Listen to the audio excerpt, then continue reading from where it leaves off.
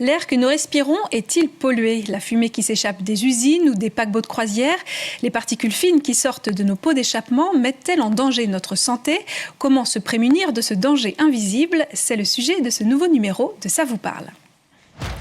La pollution de l'air nous concerne tous en Calédonie, faut-il s'en inquiéter? Avec nos invités, nous verrons quels sont les quartiers de Nouméa les plus touchés et dans quelles proportions. Nous verrons aussi si des liens ont pu être établis entre cette pollution et certains problèmes de santé dans la population calédonienne. Je reçois Alexandra Malaval-Cheval, directrice de Scalair, et le docteur Sylvie Laumont, médecin épidémiologiste à la DAS.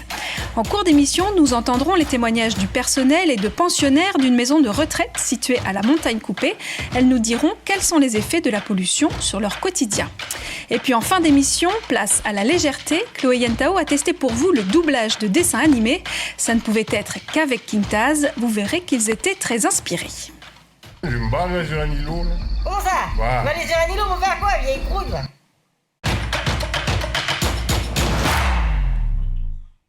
Bonsoir mesdames, et merci d'avoir accepté notre invitation. Alors pour commencer, quand on parle de pollution de l'air, est-ce que c'est surtout Nouméa qui est concerné? Donc bonsoir, c'est vrai que l'association Scalair aujourd'hui est sur deux réseaux, le réseau de Nouméa et le réseau du Grand Sud, qui est fait historiquement également parce que Nouméa c'est la capitale, Nouméa c'est là où on a une densité urbaine, une densité de population qui est la plus importante, et également au cœur en fait de cette ville on a une usine métallurgique et une centrale thermique aujourd'hui qui avec un combustible qui est le fioul. Et également un trafic routier qui est important. Donc, historiquement, le réseau de surveillance a été installé sur cette commune, puisque c'est là où les enjeux se concentrent et où sont les plus importants. Après, aujourd'hui, l'association Scalair ne fait pas de mesures ailleurs que sur ces deux réseaux. Donc, je ne peux pas affirmer qu'il n'y a pas d'autres problématiques, mais en tout cas... Ils sont prioritaires. Ils sont prioritaires et les enjeux sanitaires, aujourd'hui, nous, notre surveillance, elle est vraiment d'ordre sanitaire et donc là où est la population. Alors concrètement, par quoi notre air est-il pollué à Nouméa du coup? Alors justement, en fait, les territoires peuvent être pollués par différents types d'activités, d'émissions. Donc c'est vrai qu'en Nouvelle-Calédonie, on a 3 usines métallurgiques, on a des mines, des carrières, également un trafic routier et on est principalement impacté par, on va dire 3 ou 4 polluants qui sont le dioxyde de soufre. Donc le dioxyde de soufre, il est principalement émis par les centrales thermiques, donc par exemple la centrale thermique de Doniambo, mais également les centrales au charbon, l'usine d'acide sulfurique dans le sud, et également par tout ce qui est trafic maritime et notamment les paquebots de croisière.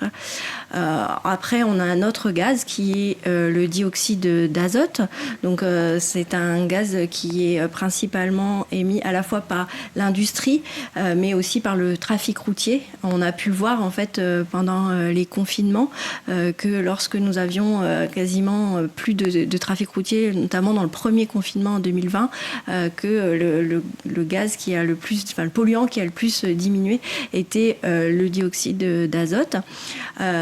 Ensuite, on a également les poussières fines, donc qui sont elles plutôt multisources en fait. Donc nous ce qu'on mesure c'est les particules en suspension.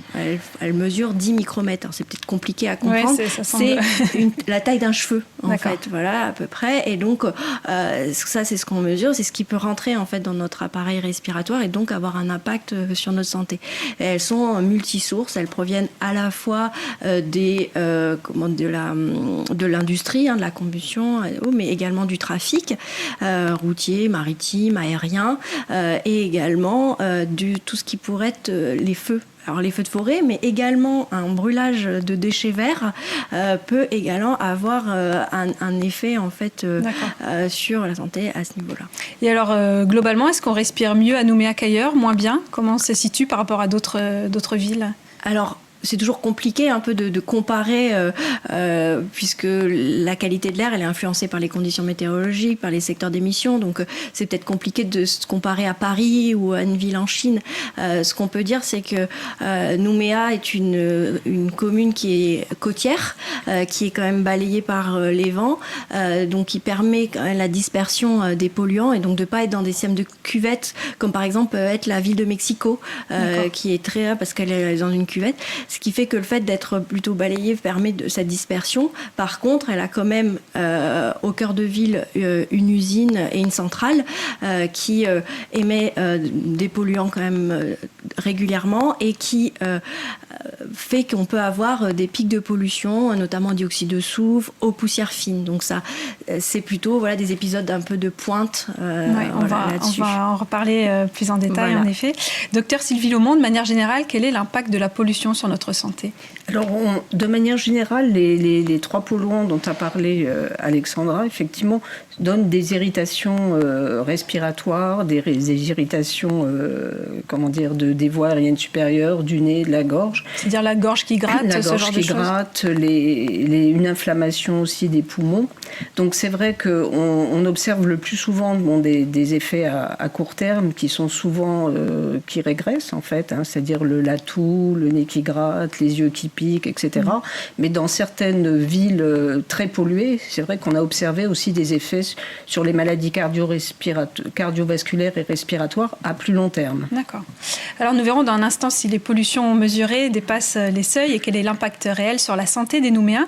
Mais d'abord, Duke Menango est allé à la rencontre du personnel et des pensionnaires d'une maison de retraite située à la Montagne Coupée. Écoutez-les. Moi, je suis obligée de fermer la porte, les fenêtres, pour que la poussière ne rentre pas dedans. Et ça fait que, mais là, partout, c'est la poussière partout ici, jusqu'à sur les salons, sur les petites tables basses. Je sens que mes yeux sont plus irrités, malgré les lunettes. Des fois, je ne les mettais pas, mais là, à la maison, je les mets. Ça évite un peu. Dans ce coin de montagne, on est pour dire, on est dans un haut, c'est sûr. On devrait respirer de l'air pur. Voilà, enfin, moi, je crois que je ne resterai pas longtemps à habiter là, non. Là, je sens que... Moi, je suis enrouée en ce moment, depuis que je suis là. Comme si j'avais... J'ai pas la même voix. Ouais, je fais tout ça, tout le temps de ça. Je suis là depuis 1 mois et demi. Moi aussi, par moment, je sens là... Ah ouais, tu veux, elle crache, elle fait... Je dis, arrête, t'as une angine. Au début, je lui disais, t'as une angine, elle va demander à Madeleine de cacher quelque chose. Elle me dit, mais non, c'est ma gorge. Ah bon. Et depuis que je suis là, je fais ça. Ah bon. Alors Alexandra Malaval-Cheval, est-ce que le quartier de Montagne Coupée fait partie des quartiers les plus pollués de Nouméa ? Alors c'est vrai qu'à Nouméa, avec la topographie, les conditions météorologiques et la proximité par rapport au site industriel, fait que certains quartiers aujourd'hui sont plus soumis à la pollution de l'air. Donc c'est vrai que les quartiers comme qu'on suit aujourd'hui, Moravel, Vallée du Tyr, et les quartiers qui sont à proximité également, derrière ces quartiers, sont plus soumis aujourd'hui, notamment en vent d'ouest. Plus soumis au SO2 dont vous parliez tout à l'heure, au dioxyde de soufre et aux poussières, qui sont aujourd'hui les polluants majoritaires, et également le nickel qui peut être contenu aussi dans les poussières fines. Donc c'est vrai que ces quartiers sont plus soumis à des dépassements de seuil, c'est-à-dire des épisodes de pollution de pointe. C'est-à-dire qu'en chronique, on va dire que sur des moyennes annuelles, par rapport à des valeurs réglementaires, on respecte en fait ces valeurs, mais par contre sur des épisodes, voilà, c'est vrai que Moravel, Vallée du Tyr sont beaucoup plus soumis. Et pour les particules fines issues du trafic routier dont on parlait tout à l'heure, est-ce qu'il y a des quartiers qui sont plus touchés que d'autres ? Alors aujourd'hui, c'est vrai que la zone principale, en fait, enfin l'entrée de ville, avec tout ce qui est la Save Express, en fait, et aussi passe par la Vallée du Tyr, Montravel et tout. Donc c'est les mêmes quartiers aujourd'hui où nous on a fait des suivis trafic routier, où c'est là où on a vu les niveaux les plus importants. On fait d'autres types de suivis trafic routier sur d'autres axes majeurs de la ville, comme la baie des Dames, à Ducos, la rue Yekawe. On peut voir des augmentations pollution, mais ce n'est pas c'est pas là où il y a forcément les principaux. D'accord. Docteur Laumont, est-ce que c'est dans ces quartiers on observe plus de problèmes respiratoires ? Alors, dans les effets à court terme, on a fait une étude chez les écoliers du primaire et on a vu effectivement que dans ces quartiers-là, on avait plus d'effets sur du SO2 justement et du NO2, pas d'effet sur les particules. Et alors le SO2, on l'avait chez tous les enfants, alors que avec des irritations du nez, de la gorge, une toux, une gêne respiratoire, mais qui était beaucoup plus marquée chez les enfants avec des antécédents d'allergie ou de rhinite allergique ou d'asthme. Par contre, le NO2, en fait, on l'a retrouvé uniquement chez les enfants qui avaient des antécédents d'asthme ou d'allergie. Et on n'a pas retrouvé d'effet à court terme sur la pollution. Il faut savoir aussi que concernant les effets à long terme, donc on a fait une étude, on a étudié la mortalité de manière générale, la mortalité par cause cardio-respiratoire, ou cardiovasculaire et respiratoire. On n'a pas trouvé, en tout cas, d'effet à long terme sur cette pollution. Comme l'a dit Alexandra tout à l'heure, c'est vrai qu'on a une pollution par pic qui est réversible et on n'a pas pu, sur ces différents quartiers, montrer vraiment des effets probants sur les maladies, les hospitalisations, la mortalité cardiovasculaire et respiratoire, d'autant plus qu'il y a d'autres facteurs qui sont aussi très importants en Nouvelle-Calédonie. C'est la consommation de tabac, c'est le mode de vie qui peuvent être aussi en cause avec ces maladies qu'on n'a pas pu étudier. Donc il y a des liens ponctuels comme l'irritation des yeux et de la gorge, mais pas forcément en tout cas, ça n'a pas été démontré des liens à long terme. D'accord. Alors, dans cette étude qui date de 2017, cette étude souligne une prédominance d'asthme et de maladies allergiques chez les enfants de 10 ans vivant à Nouméa.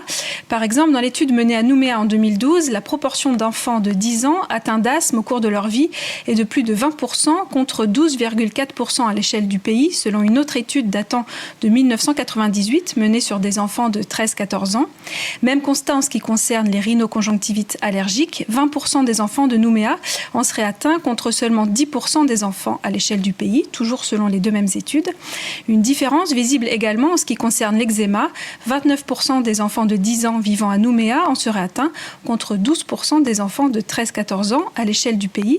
Est-ce que d'autres études ont été menées depuis cette étude de 2012 pour voir si ça se confirmait ou ça n'a pas pu encore être... Non. La première étude, c'était une étude qui avait été faite effectivement en collège, donc avec un questionnaire très précis sur les symptômes dans la vie, etc. Donc on a repris cette méthode pour les enfants, mais c'était des enfants de 10 ans, donc c'était un petit peu plus compliqué.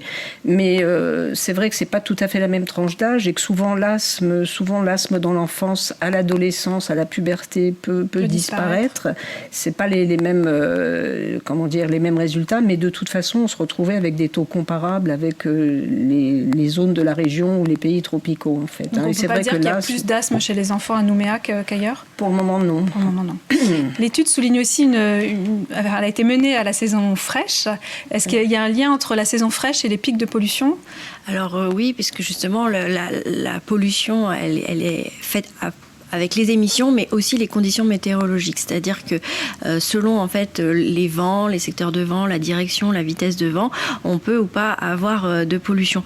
Et en saison fraîche, en fait, on a moins d'alizés, on a plus de vent faible, plus de vent d'ouest, et donc on se rend compte que la pollution émise par le site industriel de Doniambo va plus sur les quartiers centraux de la ville et là où il y a la population en fait. Donc on a plus régulièrement des pics.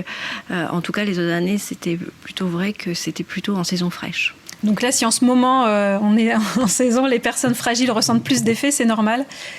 Il peut y avoir en tout cas des augmentations de polluants parce qu'on a des facteurs d'accumulation en fait, et non de dispersion. Oui, il y a d'autres éléments aussi, c'est qu'il y a les pollens aussi. C'est-à-dire que chez les enfants allergiques ou avec des rhinites, on a aussi préparé un calendrier pollinique et c'est vrai qu'il y a une période où juillet-août, on se retrouve aussi avec plus de pollen. Donc ce sont des éléments qui se cumulent, qui peuvent se cumuler aussi avec la pollution. Alors on vient de parler de la pollution de l'air en Calédonie, mais évidemment c'est toute la planète qui est concernée par cette problématique. C'est la revue de presse de Corentin Moge. Les particules fines présentes dans l'air raccourcissent l'espérance de vie de 2 ans, selon une étude de l'ONG Air Quality Life Index, reprise par le quotidien français Libération. D'après cette étude, ces particules sont considérées comme 3 fois plus dangereuses que la consommation d'alcool et 6 fois plus dangereuses que le VIH. Elles provoquent des risques pulmonaires et cardiovasculaires. Les paquebots sont très critiqués pour leurs émissions de particules fines. Il y a 2 semaines, à Marseille, environ 20 manifestants ont bloqué le plus gros paquebot du monde, comme l'indique Corse Matin. Les militants dénoncent la pollution de l'air causée par l'industrie des croisières. Nos activistes qui sont en place et qui empêchent le Wonders aussi de rentrer, on les remercie, on les aime. Ils se battent pour tout le monde, ils se battent pour le vivant, ils se battent pour vous. Les habitants de Marseille sont très touchés par la particule fine dans l'air. Le média 20 minutes informe que près de 2500 personnes décèdent par an dans la cité phocéenne à cause de la pollution de l'air. En moyenne, depuis le début de l'année, le seuil de particules fines est 3 fois plus important que le taux recommandé. Néanmoins, la situation s'améliore, notamment en Chine, comme l'illustre le site internet Atlantico. De 2013 à 2020, le pays a diminué de près de 40% les émissions de particules fines. Le gouvernement a décidé notamment de restreindre l'utilisation de la voiture dans les grandes villes et l'essor des voitures électriques. Pour rappel, Pékin reste tout de même 3 fois plus pollué que Los Angeles, la ville la plus polluée des États-Unis. Alors, comment améliorer la qualité de notre air ? C'est une vaste question. On a quand même pas mal parlé de l'usine, de la centrale électrique de Doniambo qui émettait ce SO2. Ouais. Est-ce que vous avez été consulté, par exemple, sur son remplacement ou sur la solution de la barge flottante temporaire ? Là, oui, on a été consulté sur le renforcement du suivi en fait par rapport à cette centrale, puisque en fait on va modifier en fait l'emplacement en fait de l'émission. Voilà, donc par contre voilà, aujourd'hui c'est pas forcément la solution à long terme puisque c'est une solution d'urgence. Aujourd'hui, nous ce qu'on préconise, c'est qu'il y ait une vraie solution en fait pour changer de combustible, puisque aujourd'hui la centrale à côté temporaire reste une centrale au fioul. Et donc, il faudrait pouvoir travailler sur les énergies renouvelables et sur potentiellement d'autres projets qui permettraient de réduire les émissions. Donc ça, c'est vrai que c'est pour réduire. Et puis après, il y a tout le travail sur la modification des comportements au niveau du trafic routier aussi, par rapport au fait d'arrêter le tout voiture et potentiellement l'utilisation aussi de 4x4 en ville ou ce genre de choses. Donc ça, c'est aussi un moyen de réduire les émissions. Alors pendant le sujet, vous disiez on peut aussi améliorer la qualité de l'air chez soi, c'est-à-dire comment on peut faire ? Déjà, il y a les feux, en évitant donc tout ce qui est feu de branches séchées, parce que quelque part ça crée aussi justement des émanations de polluants à domicile. Donc je pense que c'est important, que ce soit en ville ou en dehors de la ville, en fait. Je pense que c'est un point important.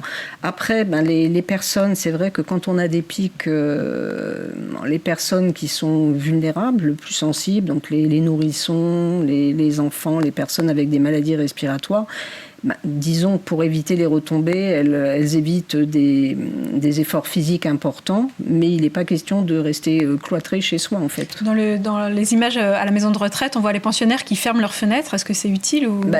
C'est-à-dire que si effectivement la poussière est déjà rentrée et qu'ils ferment les fenêtres, ça risque de circuler. Ils vont vivre en atmosphère confinée, alors que si c'est ventilé, ça ne pourra que passer. Il vaut mieux laisser entrer la poussière et la laisser sortir. Mais pas faire d'efforts voilà. Et porter un masque, ça sert à quelque chose en cas de pic de pollution, si on est une personne fragile ou pas? Disons que dans les villes les plus polluées, ils portent des masques effectivement pour les grosses particules. Pour les particules. Après, pour les gaz, par exemple. Pour les gaz, ça change. Il faudrait avoir des filtres à l'intérieur des masques, c'est-à-dire, du charbon actif, ce genre de choses, parce que il y a eu d'ailleurs beaucoup d'études entre pollution de l'air et pendant le Covid sur le port du masque, est-ce que ça pouvait aussi apporter dans les zones. Mais aujourd'hui, c'est pas très probant, à part sur des particules, mais comme on parle de particules très fines, il faudrait avoir des masques aussi très filtrants, quoi. Et voilà. Comment la situation évolue depuis que Scalair mesure la qualité de l'air? Est-ce qu'on va vers un mieux ou est-ce qu'on est toujours à peu près au même niveau de... Alors, ce qu'on a vu, c'est qu'on a globalement quand même une amélioration sur les dépassements de seuil. Alors, ce qui est vrai jusqu'en 2021, c'est vrai que là, début 2022, il y a eu des incidents et des zones, en fait, des conditions de vent qui ont favorisé les dépassements, notamment en dioxyde de soufre.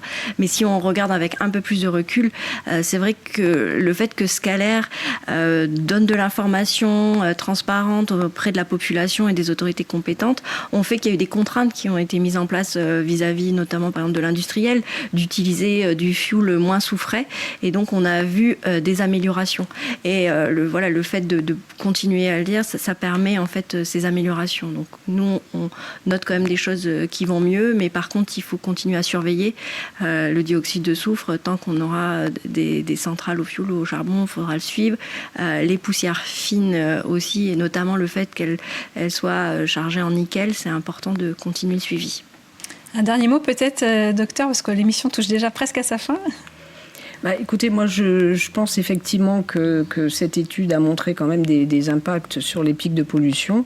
Maintenant, même si la qualité de l'air s'améliore, je pense qu'il faudra effectivement qu'on refasse ce travail à distance, puisque c'était des données qu'on avait de 2008 à 2012. Et on va continuer donc à informer, c'est-à-dire qu'il y a déjà un système d'information en cas de pollution pour dire quand il y a un dépassement, c'est un seuil d'information. Pour les personnes sensibles, on donne des recommandations.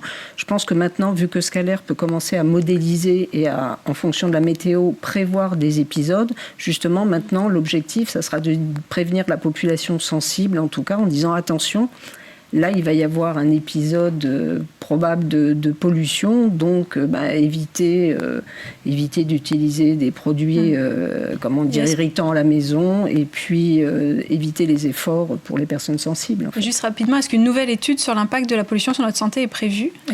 On prévoit d'en faire une, effectivement. D'accord, cette année ou...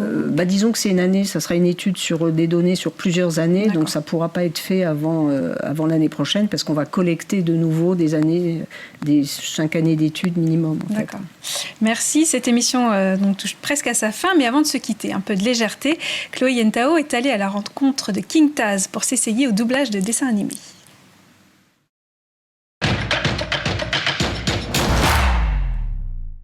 Salut King Taz. Hello. Alors c'est ici que tu réalises tes fameuses parodies, tes fameux doublages. Mon compte Zoé, retourne-toi quand je te parle. Zoé. Voilà, toi. Mais tu vois pas que c'est une feinte là, j'ai été greffé là maintenant là. Ah ouais. Ah Oman, je peux démarrer avec lui? Tiens, moi je suis pas sa mère, je suis son cousin. Ah, du coup lui il va rester Boban? Oui, apparemment. Bon est-ce que tu peux nous montrer comment tu fais? Alors du coup, la petite scène est ici, donc là... C'est un Disney. C'est une scène de Disney de Robin des Bois. Yeah.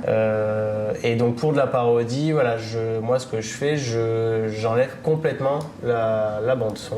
On part sur quoi alors? On se dit que c'est une boîte de nuit? Ouais, c'est de leader, et puis donc il faudrait trouver une musique. Je pense qu'on va mettre de l'électro pour que ça fasse boîte de nuit. Voilà. Moi j'ai des grosses basses derrière quoi. C'est ça. Voilà, on met ça en fond là, tac. Voilà, donc là ça change, là il peut parler normal. Ok, mais il n'y a personne ce soir. Lui c'est mort, c'est ça aussi, c'est week-end de 3 jours. Je crois qu'elle fait à l'Ilocana ce soir. Là c'est simple après dans les dialogues parce que Tu fais vite les... En général, c'est pour ça que j'écris jamais, parce qu'après... T'es inspiré tout de suite. Il y a toujours moyen de trouver des trucs...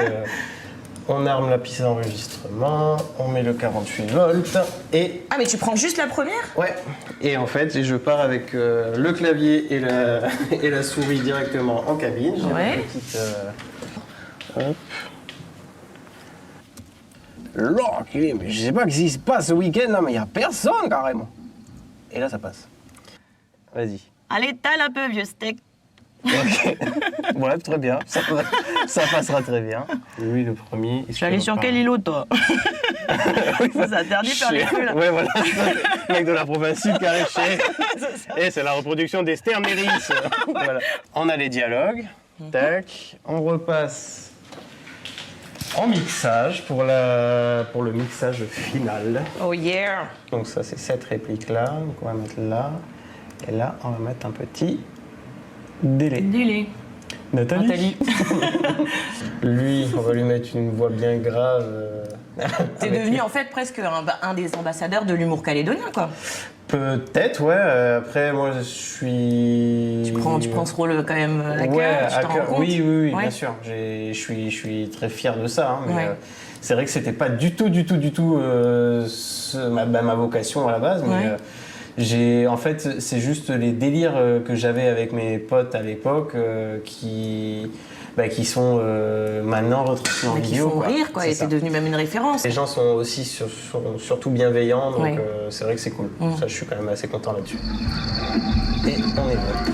Et là, c'est l'écoute finale. Alors, ça donne quoi Je sais pas ce qui se passe ce week-end là, mais il y a personne carrément. Ben, je sais pas, moi peut-être c'est à cause de ton petit chapeau à plumes là, multicolore, je sais pas c'est quoi ce délire. Oh, mais de toute façon, tu connais rien à la mode, toi. De toute façon, il est 3h, moi je me tire. Ok, bon, on voit les mecs qui larguent la bande maintenant. Ok, tac, on ferme ta salle. Rien à foutre, après, je suis en week-end, je vais me barrer sur un îlot, là. Comment ça? Quoi? Tu vas aller sur un îlot pour faire quoi, vieille croûte? Commence pas à casser mes plans là, c'est notre saison de reproduction ce week-end là, moi j'avais l'intention de... Mais pourquoi d'ailleurs ton bibiche mal formé, là? Moi, je veux pas savoir où est-ce que tu fous ton bec le week-end. L'avantage, c'est qu'on peut vraiment dire ce qu'on veut dans les parodies. Il faut avant tout que ça nous fasse rire, en fait. Voilà, c'est la fin de cette émission. Merci à vous, mesdames, d'être venues sur le plateau de Ça vous parle. Merci à vous, à la maison, de nous avoir suivis. À 19h55, retrouvez votre série Camping Paradis. Belle soirée sur Calédonia.